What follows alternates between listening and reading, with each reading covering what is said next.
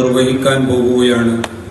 അതിനു പുറമെ ഹജ്ജ് 2025 സംസ്ഥാനതല ക്യാമ്പ് ഉദ്ഘാടനവും ഇന്നിവിടെ നിർവഹിക്കപ്പെടുകയാണ്. ഈ പരിപാടി വിജയിപ്പിക്കാൻ വേണ്ടി, ഇതിനെ ധന്യമാക്കാൻ വേണ്ടി ഇവിടെ എത്തിച്ചേർന്ന വിശിഷ്ട അതിഥികൾ, അതുപോലെ തന്നെ സഹോദര സഹോദരിമാർ, നമ്മുടെ പ്രിയപ്പെട്ട സുഹൃത്തുക്കൾ എല്ലാവരെയും സ്വാഗതം ചെയ്യുന്നു.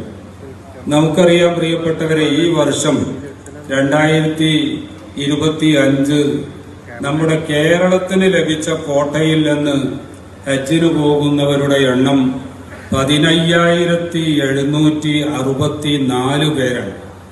കേരളത്തിലെ 3 എംബാർക്കേഷൻ പോയിന്റുകളിലൂടെ കേരളത്തിന് ലഭിച്ച കോട്ടയിലുള്ളവരുടെ പുറമെ മറ്റ് സ്റ്റേറ്റുകളുടെ കോട്ടയിൽ ലഭിച്ച് നമ്മുടെ നാട്ടിൽ നിന്ന് നമ്മുടെ എംബാർക്കേഷൻ പോയിന്റുകളിലൂടെ യാത്ര ചെയ്യുന്ന കുറച്ചാളുകളും കൂടിയുണ്ട്. അവരുടെ അടക്കം കണക്ക് നമ്മൾ പരിശോധിക്കും.